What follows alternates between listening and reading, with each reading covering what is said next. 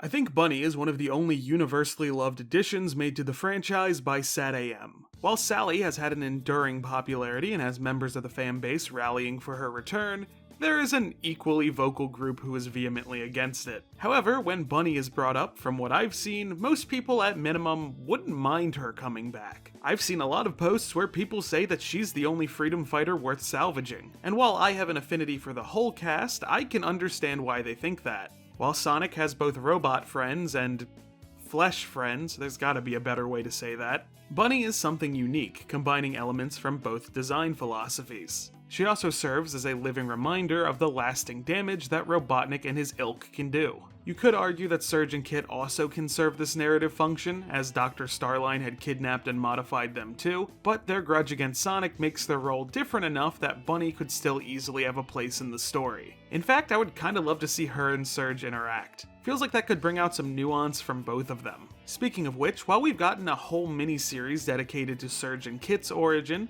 what do we have for Bunnie? Well, since she was introduced at a much more chaotic time for the franchise, we have a couple of different takes on it, and I thought it'd be fun to do an exhaustive retrospective on all of them. To clarify what I mean by origins, I mean the moment she became roboticized, anything before that, as well as any character growth that immediately comes from her being roboticized. So we'll be getting as detailed as we can, and I think it makes the most sense to start with.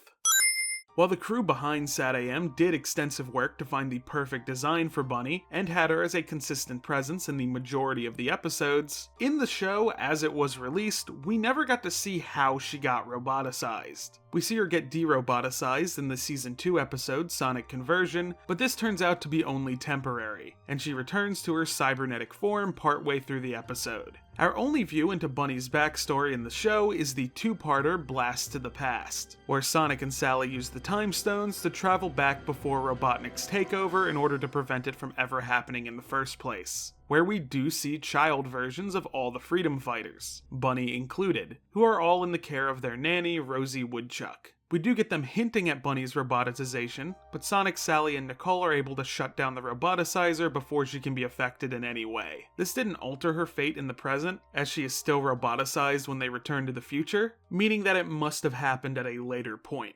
If we're gonna find out how Bunnie got roboticized in Sonic SATAM, we need to turn to the Bible. This is the Bible. The Sonic SATAM Bible, to be precise, courtesy of SonicSatAM.com. This isn't the Sonic Bible you're probably familiar with, this is the series Bible for SATAM, essentially the outline for the series. And it pitches the cast and story in a very interesting way. Rather than just giving character summaries, it scripts a series of short vignettes where the characters introduce themselves. From reading this, it's very easy to tell this is early on in development, as it describes Bunnie as robot up to the neck, with her ears tied in a French braid, which is exactly what one of her concept designs were. It doesn't give a whole lot of information about her before being roboticized, really only stating that she's from southern Mobius.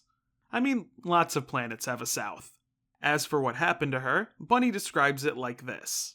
Y'all are probably wondering what the hip-hop happened to me, huh? Not a pretty picture. I was caught by the SWAT bots, who are about the nastiest bunch of metalheads I ever did see, and they put me in that robot machine Sonic calls the Veggie. Well, I'm here to tell y'all my worst nightmare started coming true before my very eyes, when I looked down and saw my bodacious bunny bod turning into and you know what? Well, it gives me the wee willies just thinking about it. There I was, more than halfway through that nasty machine when Sonic and the other freedom fighters came racing to my rescue. I was never so glad to see anybody in my whole life. A little vague, but it does paint a clear picture of her experience, and the sort of horrifying nature of roboticization. We already knew from Uncle Chuck everyone who gets roboticized is essentially sent to the sunken place, so going halfway through it probably isn't great either. But we're not done with SATAM, because there is one more bit that shows Bunnie's origin. I think most people are familiar with SATAM's opening. Even beyond the theme song itself, its visuals are just as iconic, so it may surprise you to learn that there was originally an entirely different opening. While what we have is storyboards and some animation cells, it seems it may have been fully completed, being that we do have some footage. And a part of this opening does feature Bunnie's origin. As it shows Bunnie drop into the roboticizer, Sally manages to disable it, but not before the process transforms most of Bunnie. Funnily enough, the storyboards still seem to give her the robotic up-to-the-neck look, but the completed animation gives her the look she has in the pilot. So they must have been tweaking her design still pretty late into development. I am glad that this wasn't the opening they went with. Don't know how I'd feel about Bunnie having to relive her trauma every time I watch an episode. Troll Communications LLC was a publisher who released a couple of Sonic books for children ages 4 through 8. I warned you this was going to be exhaustive. I have vivid memories of borrowing these from the library as a child and theory crafting how they fit into my extremely limited understanding of Sonic's world. These are also the same books that claim Sonic and Robotnik only have an 8-year age gap. They're their own thing. I'll probably cover them in depth one day, but let's get back to Bunnie. While Bunnie isn't mentioned in the first book, just titled Sonic the Hedgehog by Michael Teitelbaum, there are some relevant changes made that should be mentioned. While the time travel episode of SATAM reveals that all the Freedom Fighters have been friends since childhood, this book doesn't have Sonic meet Sally or any of the other Freedom Fighters until he's 15, after Robotnik had already begun his conquest of Mobius. The roboticizer is mentioned, but they call it the Robo Machine, and its effects look more like mind control, being that no one's changed at all, and its control can be broken fairly easily with a power ring, which they use to rescue Sonic's Uncle Chuck and his dog Mutsky. So there's some similarities to SATAM, but a lot of things are clearly different. The second book, Sonic the Hedgehog Robotnik's Revenge, is where we get our first Bunnie appearance. She even gets to be on the cover. From the beginning, it seems the book wants to reassert that the Robo Machine turns people into robots, with Uncle Chuck even referring to what had happened to him in the previous book as being changed into a robotic form, even if it still visually just looks like mind control. And the art here doesn't really help. Here we finally get acquainted with all the Freedom Fighters. Antoine, Rotor, Tails, and of course, Bunnie. We get Bunnie's full real name, which is Bunnie Rabbot. I mean, if it works, it works. During a recon mission, Bunnie, Sally, Antoine, and Rotor get attacked by buzz bombers and SWAT bots. Bunnie is the first to attempt to fight off their attackers, but when Rotor uses a device to make the robots flee, Bunnie ends up getting captured in the confusion. Robotnik then plans to use Bunnie as bait for the rest of the Freedom Fighters, and while the Mobians come up with a very Greek plan, Robotnik captures them almost immediately, intent on forcing them to watch him roboticize Bunnie, before he does the same to them. Sonic breaks free and smashes the Robo Machine before it can complete its process, but Bunnie is still left partially cybernetic and unconscious. When she awakens, filled with anger at what had been done to her, she kicks a hole straight through the side of Robotnik's fortress. As it lets the Freedom Fighters escape, she realizes there may be some advantages to her current state. When they return to Knothole Village, Sonic tries to restore Bunnie with a power ring like he did for Uncle Chuck and Mutsky, but now it doesn't work, with them saying that Robotnik must have changed the way the Robo Machine worked, and now power rings have no effect on the roboticized. Bunnie says it's okay, happy that she's back with her Freedom Fighter family, and ready to use her new abilities against Robotnik. Sonic then suggests the name Bunnie Rabbot and then explains the joke, and everyone laughs. Don't know how I feel about Sonic being the one to suggest the name. Okay, so obviously this is a book for small children, so I'm not expecting an in-depth examination of Bunnie. There are some rough retcons in there, but that can just be explained by the era of Sonic media it was published in. While they were a licensee of Sega, in many ways it feels that they were a licensee of other licensees. These books lean pretty hard into using both the cartoons for inspiration, not totally unlike early Archie, and it seems like they were adjusting as they went along. The first book came out in 1993 as SATAM was starting, and the second book came out in 1994, the year SATAM would wrap up its second season. So obviously for the writer, that's a large change in available information, and if you're writing books in a series, you can't just drop everything you said in the last book, you just gotta find a way to make it work. Overall, not the best take on Bunnie's origin, but it serves as a time capsule of the franchise's growing pains. And hey, if you've got a little Sonic-obsessed cousin who needs motivation to learn to read, maybe this will help. I mean, the first Animal Crossing is what solidified my ability to read as a child. So you know, as long as it works. Ooh, this one's gonna have some weird lore. On the continent of North Ammer, in the Kingdom of Acorn, just south of the ruins of Robotropolis, lies the territory of the Southern Baronies, A barony is basically land that's controlled by a baron. The southern baronies would be created by Sally's ancestor, King Abraham Acorn, ceding a little bit of political power in an attempt to regain the favor of the Acorn Kingdom's people. This wouldn't work out for long, as Abraham's grandson, King Sylvanus, would lead a battle against the baronies to bring them back into the kingdom's control, in what could be essentially described as a civil war. Guess that's why Bunnie said this. The southern barony's relationship with the Acorn Kingdom would remain tumultuous at best, with many from the baronies viewing the kingdom as oppressive. This is also where one Bunnie Rabbot would be born, just before the Great War broke out between the Acorn Kingdom and the Overlanders. In a fairly unsurprising twist given their history, the southern baronies would elect to side with the Overlanders during the Great War. Bunnie's parents would unfortunately not survive the conflict, leading her to be raised by her Uncle Beauregard and Aunt Lulu May. Based on this image that is generally assumed to be Bunnie's parents, and the fact that Uncle Beauregard later gets referred to as the Baron, I think it's safe to assume that Bunnie was born into a fairly affluent family. However, when her Uncle Beauregard attempted to tell her that her parents had died while serving the Overlanders in the Great War, unwilling to believe her parents were traitors, she would leave the southern baronies, starting a new life near the Acorn Kingdom, apparently on a carrot farm. Robotnik's conquest of Mobius would begin shortly after this, and Bunnie was almost captured and roboticized early on, but thanks to Antoine's bravery, she would be saved as he rolled a boulder onto a SWAT bot that was attacking her. Despite feeling forever grateful to the freedom fighter, this is not when she would join the rebellion against the Doctor. See, while she was present in the cartoon from the start, she doesn't appear in the Archie comics until issue 3, and not even its lead story, appearing in the backup story, Rabbot Deployment. After Sally discovers that Robotnik is sending his forces to southern Mobius, Sonic and Rotor head out to help, only to find two SWAT bots have already apprehended Bunnie and are throwing her into a portable roboticizer. Sonic quickly leaps into action, but only manages to shut off the device after it got halfway through roboticizing her. Worried for her condition, Sonic wants to take her back to Knothole, while Rotor worries that Robotnik could track her through her augmentations, though Sonic eventually convinces him. When they arrive back at their base of operations, Bunnie is quick to introduce herself, funnily enough with the same quip she used in the SATAM Bible, and gets to know Sally and finally meets her previous rescuer. Not giving anyone an opportunity to rest, a giant Robotnik creation begins tearing apart the forest, and Sonic jumps into action with Bunnie close behind, nicknaming herself Rabbot.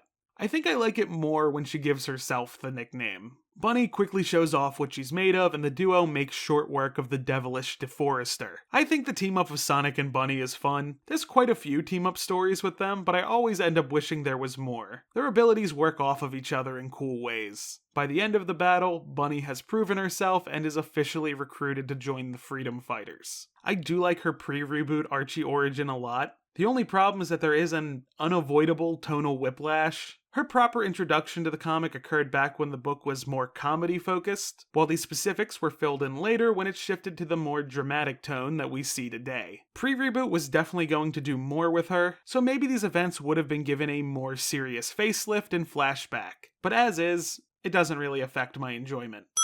I think a lot of people forget the first Genesis wave. We all remember the big one that changed the comic forever, but Eggman released one in issue 225 with comparatively smaller consequences. It changed a lot of things, but most of them didn't stick. In short, Eggman altered reality to something that resembled a combination of the Genesis games and SATAM, right down to changing Antoine's last name to match the cartoon, as he felt that rebooting the universe was his best chance at finally winning. Despite that Sonic and the Freedom Fighters have now met much more recently, Sonic is still able to beat Robotnik and restore the old continuity. What you may notice is that Bunnie is conspicuously absent. That doesn't mean she didn't have a part in this altered world, as the 2012 Free Comic Book Day special featured several short stories expanding on the experiences of characters who were denied the spotlight in this short arc, Bunnie being one of them, with her story following a still unroboticized Bunnie trapped in one of Eggman's capsules.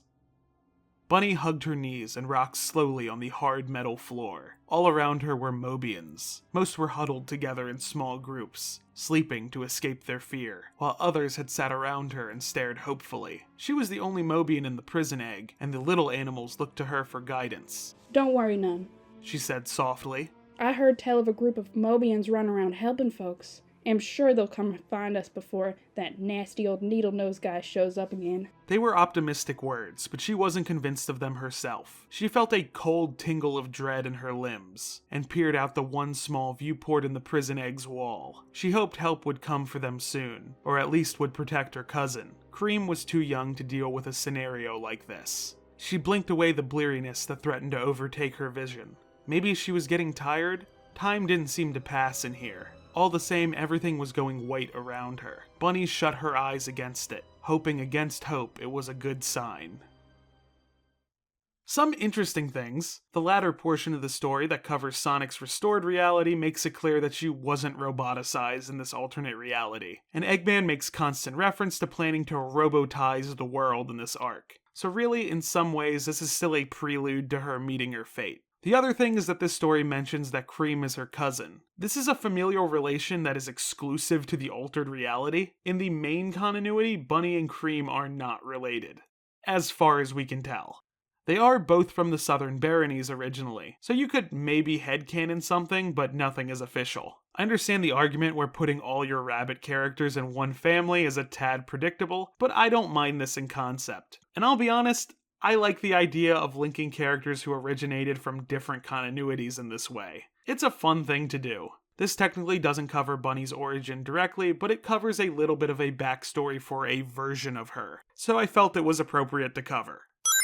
After the first Mega Man crossover, the comic would reboot, and many character stories would be heavily adjusted. Bunnie, of course, being one of them. Bunnie never knew her parents, having been abandoned on West Side Island. She was found by Uncle Chuck and Rosie Woodchuck. The orphan would then be raised in Mobotropolis, where she lived a fairly happy life, until Eggman began his conquest of Mobius. She would be caught in the crossfire and would be mortally wounded. In order to save her life, Uncle Chuck would use his prototype medical roboticizer on her, with Bunnie being its first patient. She would survive, but at the cost of her limbs. Being moved to Knothole Village with everyone else who had escaped Eggman's path of destruction, Rosie would begin attempting to teach her how to walk again. Though she made progress, she would become withdrawn. And evidently, some other children had begun referring to her as Bunnie Rabbot instead of Bunnie Rabbot. This would begin to change when Tails would reach out to her. He tells her that since Rosie takes care of both of them, that makes her like his big sister, and he wants to be there for her, which finally helps her begin to open up. And when she mentions that her new legs still hurt to use, Tails says he's gonna learn everything he can from Uncle Chuck so he can build her new legs, so she can be happy again. Bunnie continues to make progress, both with the use of her new limbs and in opening up to others, joining the Freedom Fighters and even finding love with Antoine. Tails makes good on his promise, with him and Rotor eventually upgrading her.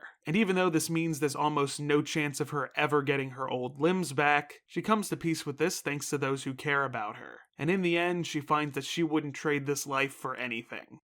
I know I've seen some people express they weren't the biggest fan of some of the changes made, but I actually do like a lot of what's here. While she's no longer a direct victim of Robotnik attempting to roboticize everyone, she's still a victim of his war. While in SATAM you could say she's a living reminder of the damage the Freedom Fighters are trying to undo, here she's a reminder of all the damage Eggman did that can't be undone. Neither of those is narratively superior to me, but it's different and it's something that I'm glad they tried out. I know I said before that I like Bunnie calling herself Rabbot, but the way it's handled here I also think is good. That it was initially a name people teased her with, but it's something she makes peace with along with what happened to her own body. And as Ben Mutsky puts it, nicknames can be fun. I like the roboticizer being used for its intended purposes in her origin. It's sort of folding Jules Hedgehog's origin story into Bunnie's. That it's Uncle Chuck acting rashly with the roboticizer because he's trying to save someone's life. They also managed to keep the Bunnie and Antoine moment from Sonic Super Special number 11 canon, or at least feature a version of it. And I am glad for that, since that is one of the sweeter Bunnie and Antoine moments. I'm capable of giving Ken a compliment. Speaking of stuff from the older continuity, it is my tinfoil hat theory that Bunnie was made an orphan to keep the option open to introduce some Southern Baronies elements had the comic kept going. I am basing this on nothing. And also I like how tied into the story this origin is, that elements here intersect with other characters' arcs. With Nicole, Chuck's failure to get the roboticizer working properly is part of the reason she even exists. Her refusal to give up is what motivates Antoine's own character growth, and his growth helped her as well. And with Tails, I'm sure he would have become a genius inventor regardless, but having one of his key motivators being to make someone he cares about happy is really sweet. Overall, I like this one a lot. So that's everything. A lot of shared traits between these, but I do think they all got to do their own thing. Let me do my personal ranking real fast. I think the Troll Communications book is coming in last. While these books were still very short, I still don't think they make an effective use of their page count. The first book in the series outwardly states its goal is to answer questions, those being how Robotnik took over, how Sonic met Sally, and where Sonic's shoes came from. And while the second book doesn't outwardly say it, its purpose is to answer how Bunnie got roboticized. I just think even for a children's book, it doesn't do a great job of that, with that being the story's resolution and it being quickly explained why it can't be undone. I think they should have inverted this, have her get roboticized at the beginning, find they can't reverse it, and then go on a little adventure where she comes to terms with being roboticized. That could easily fill 44 pages. Next is probably the Genesis wave. I loved when Archie would do a prose story set between issues. I have a whole video about a time they did that, and I do like what's here. But we don't really spend enough time with this altered world. While I wouldn't want to see the whole comic turn into this, the concept is very charming and I wish we did get to see more of it. Especially since they teased how Knuckles, Amy, and Bunnie would have existed in it. SATAM is the blueprint. It has to rank pretty high for me. Elements from its pitch bible are inspiration for all of this. And while they never showed her get roboticized in the series, every kid who even watched an episode with her in it was able to pick up on what happened to her. As a guy who liked birds so much he made a movie about them once said, "It's what you don't see that frightens you, what your mind fills in. The implicit usually being more terrifying than the explicit." I know I definitely spent a non-zero amount of time wondering how Robotnik almost got her. Now with pre and post reboot, I'll never be able to choose between these two. While overall I've always had a slight preference for pre-reboot, both of these handle her in completely different but still very entertaining ways. Pre-reboot has all these sprawling world building and political intrigue that makes someone in the YouTube comments go, "We're still talking about the blue hedgehog who goes fast, right?" That I love. And everything that backstory was going to culminate in with her uncle that we unfortunately never got to see is one of the things I actively mourn about the pre-reboot continuity. Meanwhile, post-reboot is pretty smartly written. It's a new take on a story that ties in a lot of different elements from the world. It's a very stable base to build up new ideas from, especially since it's clear no one wanted the post-reboot to retread the exact same stories. And it's also able to lift some plot elements that worked really well pre-reboot and make something new with them. But that's all of her origins so far. She does have a small background cameo in the Sonic Forces prequel comic along with Sally, so she's still kicking around the world somewhere. And I'm just delusional enough to think we'll see her again. Eventually. Thank you so much for watching. Which of Bunnie's origins do you prefer? How would you introduce her to IDW? Let me know in the comments. I want to give a special shout out to my friend Stack the Deck for voicing some Bunnie lines in this video. And if you want to support me, you can do so over at patreon.com/hsquid. And a special shout out to my $5 patrons, Ned Rex, NateDM990, Diddly Doo, and Queer Kaiju. See y'all in the next video.